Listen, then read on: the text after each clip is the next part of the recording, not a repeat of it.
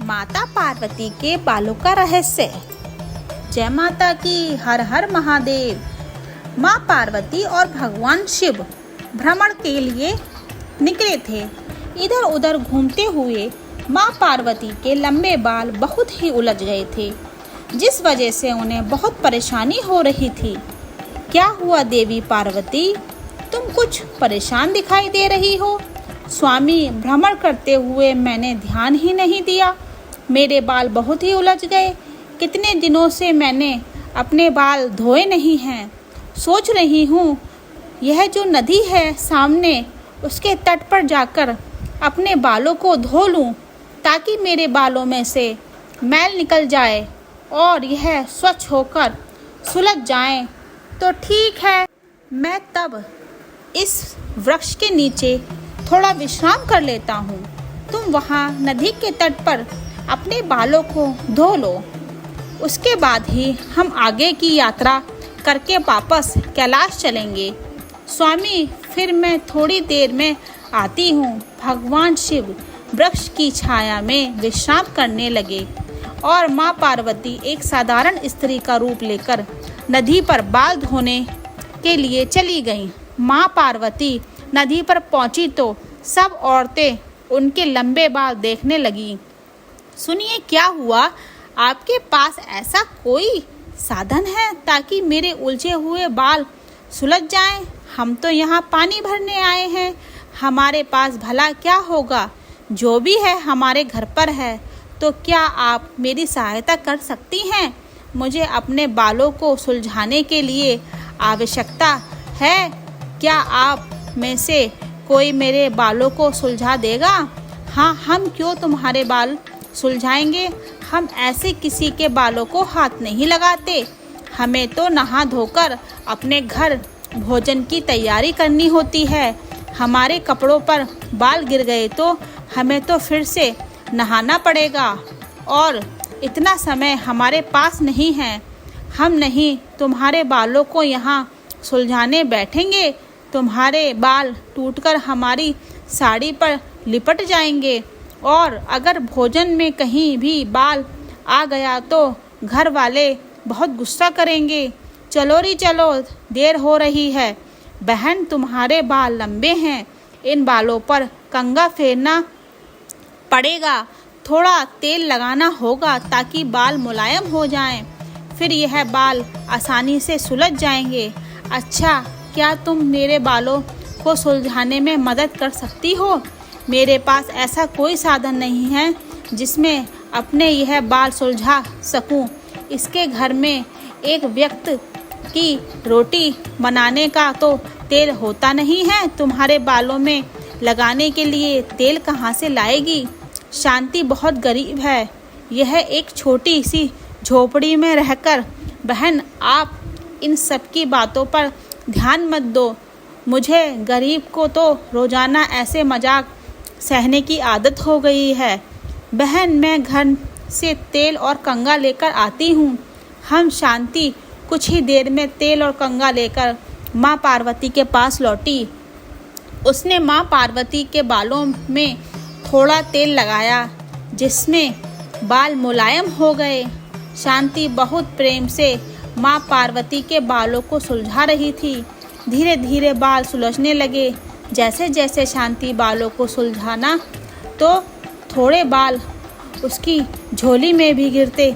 शांति हैरान हो गई। जो बाल उसकी झोली में गिर रहे थे वे सोने के होते जा रहे थे।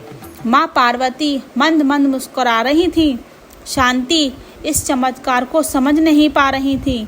माँ पार्वती के बाल पूरी तरह से सुलझ गए, घने लंबे सुंदर बाल, पर वो बाल सोने के क्यों ना बन गए, इसका भेद शांति को जानना था।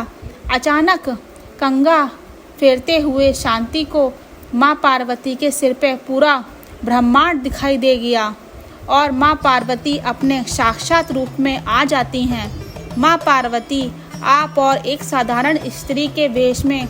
हाँ बेटी, तुम्हारी अपनी माँ पार्वती। तुमने मेरे बालों को कितना अच्छे से सुलझा दिया। तुम बहुत दयालु हो और सबकी मदद करने वाली हो, इसीलिए मैं तुम्हें पर बहुत प्रसन्न हूँ। बेटी, जो भी मनुष्य सदैव दूसरों की मदद करते हैं उन पर मैं प्रसन्न होती हूँ और अपनी कृपा करती हूँ। मेरे ये बाल अब सोने में बदल चुके हैं। अब तुम इस सोने को के बालों को बेचकर अपने जीवन को सुखमय बनाओ। मेरे आशीर्वाद से तुम्हारे घर अब धन संपत्ति का कभी अभाव नहीं होगा। सदा खुश रहो। हे देवी मैया, आपकी सदा ही जय हो। जय माँ पार्वती, जय माँ पार्वती। इसके पश्चात माँ पार्वती वहाँ से अंतर ध्यान होकर भगवान शिव के पास वापस लौट आती हैं। अपने उदार स्वभाव के कारण शांति की किस्मत पलट गई और माँ पार्वती के आशीर्वाद से उसका जीवन सुख समृद्धि से भर गया।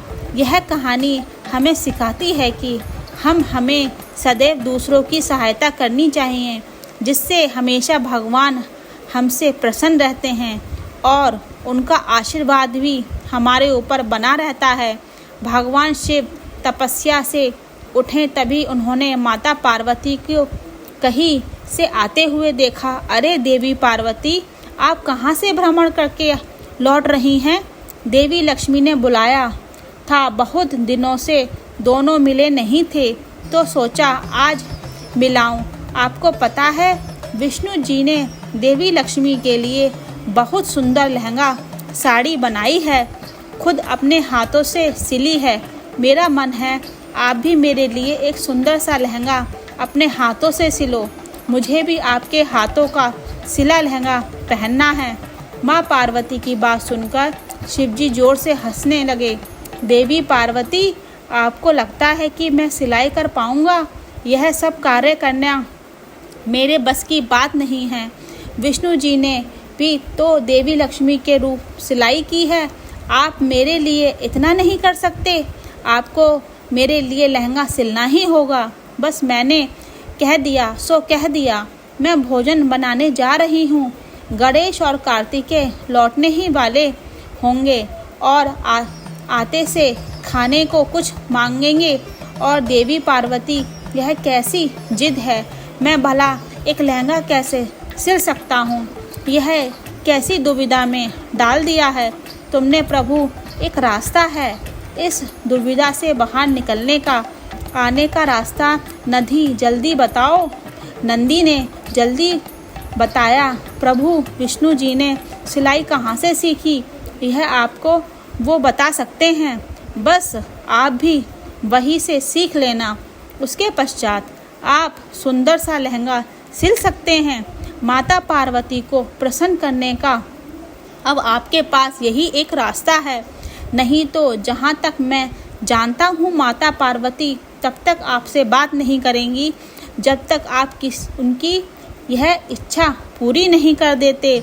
यह तो तुम सत्य कह रहे हो नंदी। यह तो मुझे पता है कैसे कैसे पापड़ बेलने पड़ते हैं पत्नी को मनाने के लिए।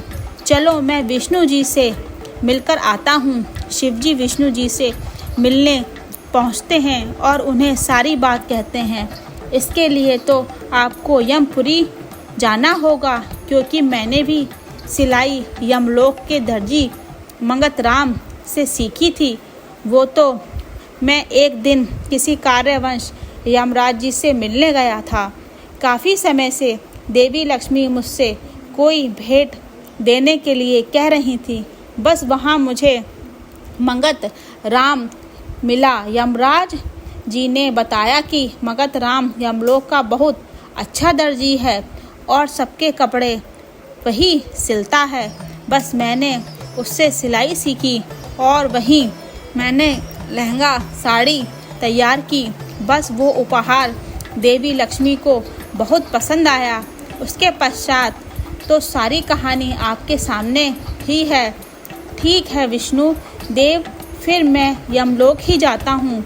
विष्णु जी से वार्तालाप करके भगवान शिव यमलोक की ओर चल पड़े। कुछ ही देर में शिवजी यमलोक पहुँचे। उन्होंने यमराज जी से अपनी बात कही। महादेव, मंगत राम के पास आजकल बहुत भीड़ है। स्वर्ग के देवताओं के साथ साथ नरक के भी बहुत से प्राणियों की भीड़ उसके पास लगी हुई है। भीड़ पर क्यों?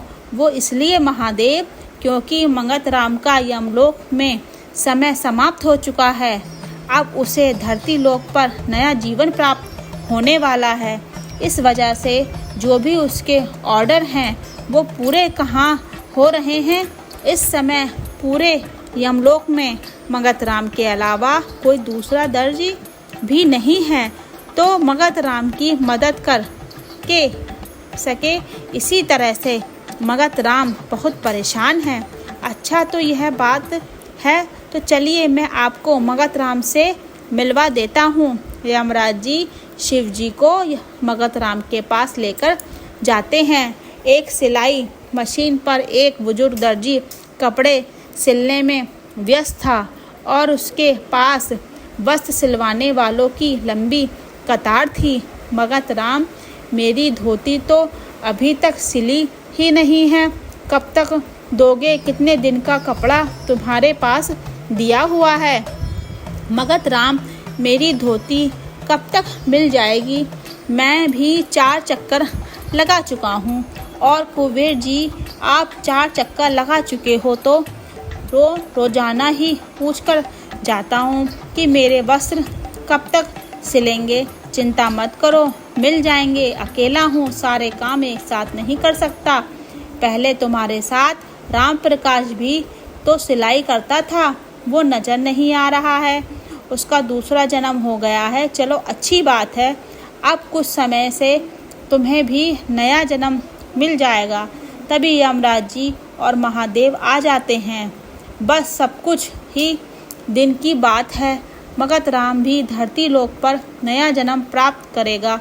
वैसे कुछ समय बाद एक 95 वर्ष का दर्जी यहाँ आने वाले हैं। और महादेव, आपको तो यह कार्य जल्दी करना है। मगध राम, यह कार्य तुम ही कर सकते हो। मगध राम, स्वयं भगवान शिव जरूरी कार्य है तो तुम्हारे पास आए हैं मुझसे मिलने। अगर सिलाई के लिए कोई वस्त्र देना है तो क्षमा करें प्रभु, अभी तो मेरे पास बिल्कुल भी समय नहीं है नए ऑर्डर लेने का। मैं पहले इतने सारे ऑर्डर पूरे नहीं कर पा रहा हूँ, इसीलिए अब नया कोई भी काम नहीं लूँगा। यही सोचकर रहा हूँ, मुझे कोई सिलवाना नहीं है बल्कि मुझे खुद सिलाई सीखनी है। इसीलिए मैं तुम्हारे पास आया हूँ। मुझे देवी पार्वती के लिए एक लहंगा सिलवाना है जिससे तुम मेरी सहायता कर सकते हो। मुझे सिलाई सिखाकर आपको माता पार्वती के लिए लहंगा सिलाना है। ठीक है, मैं आपकी मदद करूँगा। आपको बहुत मेहनत करनी होगी। सबसे पहले कपड़े की कटाई करना सीखना होगा, उसके पश्चात आप सिलाई करना सीख पाएंगे। मैं सब कुछ सीख लूँगा, बस तुम मुझे सिलाई कला में इतना निपुण कर दो कि मैं एक लहंगा सिलक तैयार कर दूं और देवी पार्वती प्रसन्न हो जाएं। हाँ, मैं सिखा दूंगा। कब से शुरू करना है? नेक काम में देरी कैसी, अभी से शुरू करते हैं। अति उत्तम। मगध राम, मेरे वस्त्रों की कोई जल्दी नहीं, तुम आराम से सिला देना। अब मैं भी चलता हूँ, चिंता मत कीजिए यमदेव, अब मैं आ गया हूँ ना। अब मगध राम का सारा काम जल्दी जल्दी पूरा हो जाएगा। महादेव ने सिलाई सीखने शुरू कर दी। यह लीजिए प्रभु, यह रहा कपड़ा और यह रही कैंची। अब जैसे जैसे मैं आपको बताऊंगा वैसे वैसे आप कपड़े की कटाई। मगध राम महादेव को कपड़ा काटना सिखाना शुरू करता है। वैसे तो मगध राम भगवान अपने चमत्कार से फल भर में कुछ भी कर सकते हैं, पर उन्होंने समय किसी चमत्कार से नहीं बल्कि स्वयं अपने हाथों से द्वारा खुद से सिलाई करने की इच्छा रखी और इस इच्छा को देखते हुए उन्होंने सिलाई सीखनी शुरू की। मगध राम ने शिवजी का पूरा साथ दिया और शिवजी भी मगध राम की बहुत मदद करते थे। शिवजी धीरे धीरे सिलाई सीखने लगे और अब वह भी जल्दी जल्दी मगध राम के सारे ऑर्डर पूरे करने में उसकी मदद करने लगे। मगध राम की धरती पर जन्म लेने के लिए एक दिन शेष रह गया था। तब तक भगवान शिव माता पार्वती के लिए बहुत सुंदर लहंगा सिलक तैयार कर चुके थे।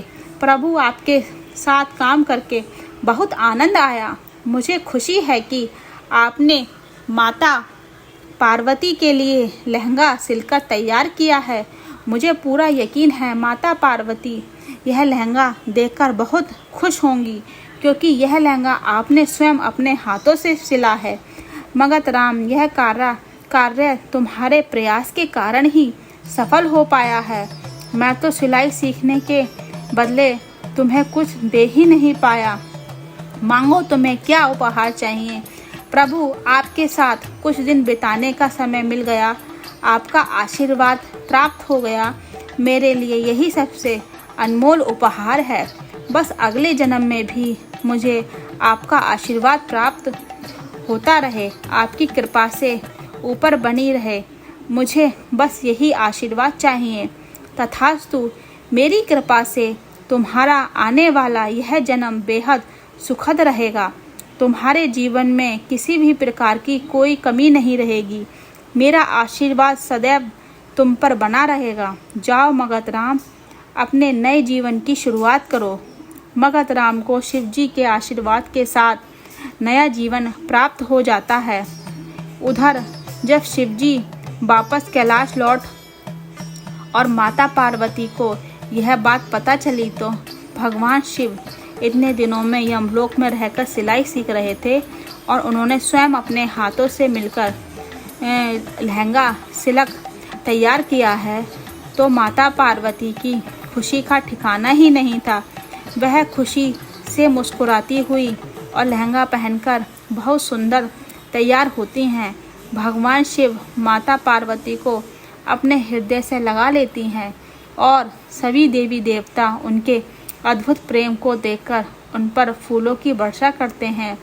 यह कथा आपको कैसी लगी हमारे कमेंट बॉक्स में ज़रूर बताइएगा और हमारे चैनल को सब्सक्राइब करना बिल्कुल ना भूलना और कमेंट में हर हर महादेव, जय माता की ज़रूर लिखिएगा। धन्यवाद।